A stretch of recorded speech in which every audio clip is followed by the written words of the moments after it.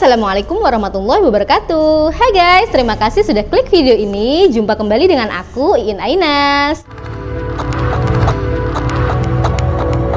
Di video kali ini, aku akan mengajak kalian kembali lagi jalan-jalan ke sebuah negara di Asia Selatan yang kaya akan budaya dan tradisi-tradisi.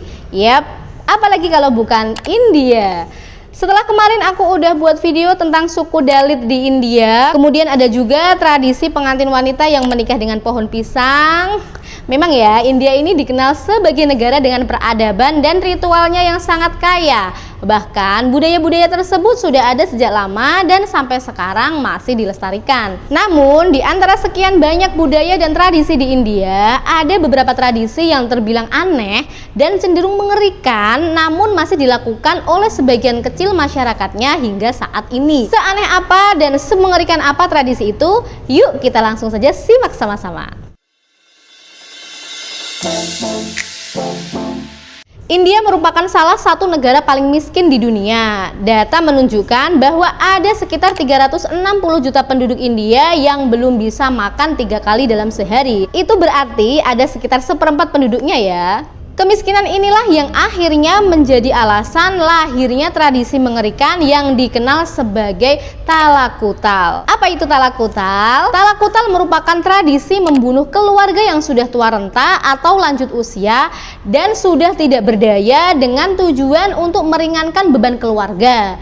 Tapi mereka yang melakukan ritual talakutal sendiri mengklaim jika ritual ini dilakukan dengan tujuan untuk membebaskan lansia atau orang tuanya dari rasa sakit. Biasanya kelompok yang disebut tua ini berusia 50 tahun atau di atasnya yang memang sudah tidak bisa berbuat apa-apa karena penyakit yang diderita, kelumpuhan atau karena faktor usia. Ironisnya lagi, tradisi talakutal ini dilakukan oleh anak-anak mereka sendiri atau kerabat dekat mereka. Talakutal berarti mandi atau siraman. Tradisi ini biasa dilakukan di daerah Tamil Nadu, India Selatan. Dinamakan demikian sebab dalam prosesnya orang yang sudah lanjut usia akan diberikan sejenis minyak mandi di pagi hari. Setelah itu lansia akan diberi minum dengan air tertentu atau dari air kelapa yang akan menyebabkan demam tinggi dan gagal ginjal, sehingga akhirnya lansia tersebut meninggal dalam 1 atau 2 hari. Cara lainnya yang dilakukan yaitu dengan menggunakan pijat khusus di area kepala dengan air dingin yang mampu menurunkan suhu tubuh sehingga kemudian akan terjadi gagal jantung. Cara lain yang dilakukan dalam metode talakutal yaitu dengan cara mencubit hidung lansia seperti ini, lalu memberikan minum susu sapi dengan paksa sampai membuat mereka kesulitan bernafas dan akhirnya meninggal dunia. Dan yang paling ekstrim yaitu metode talakutal dengan cara memberikan racun kepada korban. Proses kehilangan nyawa memang sakit ya, tapi mungkin sakitnya masih tidak seberapa jika dibandingkan menyakitkannya fakta bahwa praktek ini dilakukan oleh anak dari lansia tersebut atau oleh kerabat-kerabatnya yang harusnya mereka merawatnya, menyayanginya, tapi malah tidak menginginkan kehadirannya. Tapi tidak tahu juga ya, karena ini kan merupakan tradisi turun-menurun yang sudah lama dilakukan dari zaman nenek moyangnya,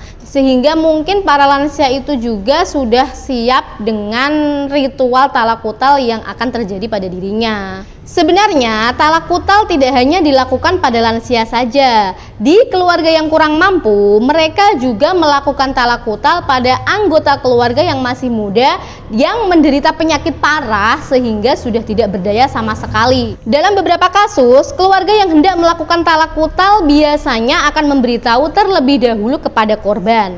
Karena ini sudah menjadi hal yang wajar, maka beberapa lansia pasrah saja ketika akan dibunuh dibanding menolak dan menjadi omongan penduduk karena dianggap sebagai beban keluarga. Bahkan ada juga yang memang meminta untuk dibunuh atau ditalaikotalkan.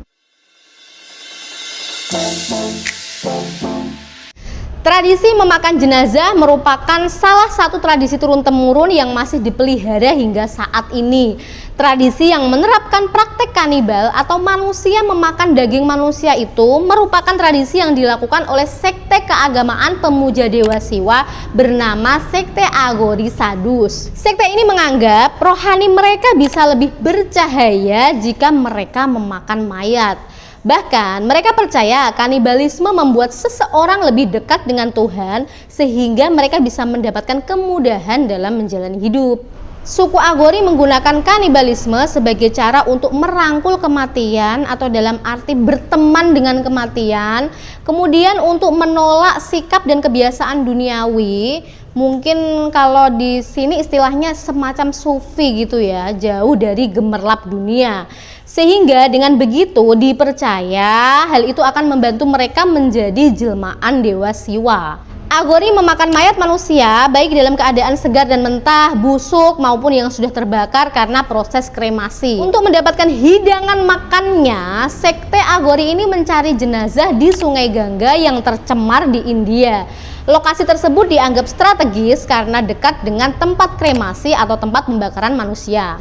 Terutamanya lagi nih di kota Varanasi yang terletak di tepi Sungai Gangga. Kota Varanasi ini dianggap sebagai kota suci atau kota favoritnya Dewa Siwa. Kalau bagi umat Islam mungkin seperti Mekahnya umat Islam atau Vatikannya umat Katolik. Seperti itu juga kota Varanasi yang menjadi kota suci bagi umat Hindu. Menurut kepercayaan, Varanasi ini akan memberi keselamatan akhirat kepada jenazah yang dikremasi di kota tersebut. Akibatnya, ribuan jenazah tiap tahunnya dibawa ke Varanasi untuk dikremasi, dan di sanalah sekte Agori ini bisa mendapatkan makanannya. Untuk intermezzo nih, selain praktek kanibalisme, ada juga ritual lain yang dijalani suku Agori ini, yaitu seperti melakukan hubungan badan dengan wanita yang tengah menstruasi di tengah-tengah kerumunan mayat. Mereka meyakini melakukan hal tersebut membuat mereka memiliki kekuatan supranatural. Bagi sebagian masyarakat India, janji sehidup semati dalam pernikahan tidak bisa dianggap remeh. Karena itulah, masyarakat India pernah punya sebuah tradisi unik dan juga ekstrim yang dikenal dengan sebutan sati. Tak main-main, dalam tradisi sati, ketika sang suami meninggal dunia, istri juga harus ikut menghilangkan nyawanya. Serem. Cara menghilangkan nyawa istri ini beragam. Ada yang membakar diri di tempat pemakaman suami, ada yang menenggelamkan diri, atau ada juga yang dikubur hidup-hidup dengan jenazah suami secara sukarela. Sati berasal dari bahasa Sanskerta, yakni tulisannya suti, S-U-T-E-E, artinya wanita yang baik atau istri yang suci. Dalam prakteknya, sati biasanya dilakukan segera setelah sang suami meninggal dunia. Berdasarkan kepercayaan Hindu kuno, sati melambangkan penutupan pernikahan. Sati dilakukan secara sukarela, tanpa paksaan, murni karena sang istri ingin menjadi pasangan yang berbakti dan mengikuti suami ke alam baka. Namun seiring waktu, tradisi ini menjadi sesuatu yang dipaksakan. Secara tradisional, sosok janda di India tidak memiliki peran dan dianggap sebagai beban. Kabarnya, apabila janda tersebut ditinggal mati suaminya dan tidak memiliki anak, dia akan ditekan oleh masyarakat untuk melakukan tradisi sati. Dan yang lebih ekstrim, ada pihak yang memaksa melakukan sati karena ingin menguasai harta dari pasangan yang meninggal tersebut. Tapi umumnya, beban menjadi janda menjadi alasan terbesar praktek sati berkembang. Kecantikan merupakan salah satu hal utama yang paling diinginkan oleh setiap kaum wanita. Namun, wanita suku Apatani di India justru menginginkan hal sebaliknya.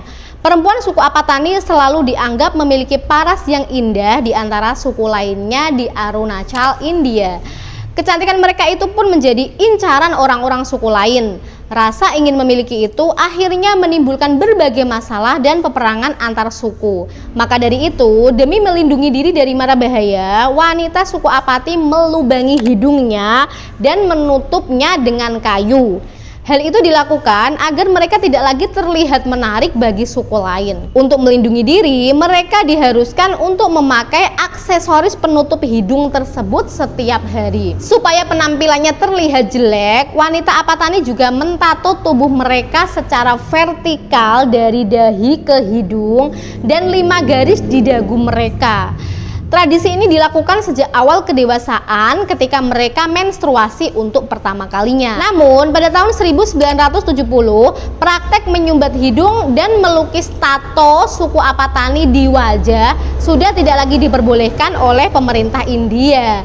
Tapi sisa tradisi tersebut masih bisa ditemukan pada perempuan-perempuan tua Apatani yang memang menjadikan hal tersebut sebagai identitas mereka. Salah satu ritual India yang dianggap nyeleneh yaitu ritual melemparkan bayi dari atas kuil. Bayi yang berusia beberapa bulan hingga 2 tahun akan dilemparkan dari balkon setinggi 15 meter. Hal ini dipercaya dapat memberikan keberuntungan dan kesehatan bagi sang bayi. Saat hendak dilempar, bayi tersebut akan dipegang kaki dan tangannya dan diayun-ayunkan terlebih dahulu layaknya sebuah keranjang. Sedangkan sang ibu sudah menunggu di bawah balkon bersama warga setempat sambil membentangkan kain selimut untuk menangkap si bayi. Bayi yang menangis histeris akibat merasa kaget tersebut akan disambut dengan sorak-sorai dan tepukan kegembiraan dari semua orang yang ada di bawah. Nah, dan sebelum dikembalikan pada pelukan ibunya untuk ditenangkan, sang bayi akan digendong secara bergiliran oleh semua orang yang ada di sekitarnya. Meski ritual ini terdengar kejam, tapi tradisi tersebut sudah dilestarikan sejak 700 tahun yang lalu oleh penduduk di India Barat. Hal ini dipicu akan tingginya angka kematian bayi di negara ini, sehingga penduduk setempat bersama-sama melaksanakan ritual ini untuk menjaga anak mereka. Jadi ritual melempar bayi ini dimaksudkan untuk melindungi bayi tersebut dari mara bahaya dan kematian ya. Mereka berharap sang anak akan mendapatkan umur panjang, nasib baik, dan membawa kesejahteraan bagi keluarganya. Hal ini juga dipercaya sebagai bagian dari kewajiban agama mereka. Nah, itu tadi beberapa tradisi unik, aneh, nyeleneh yang ada di India. Bagaimana menurut kalian? Manakah yang paling ekstrim? Coba tulis di komentar ya. Oke guys, sekian dulu video dari aku. Terima kasih buat kalian yang sudah nonton dari awal sampai akhir. Dan jangan lupa subscribe, terus nyalakan juga loncengnya agar kalian selalu mendapatkan notifikasi kalau aku upload video terbaru. Sampai jumpa di video berikutnya. Bye-bye. Wassalamualaikum warahmatullahi wabarakatuh.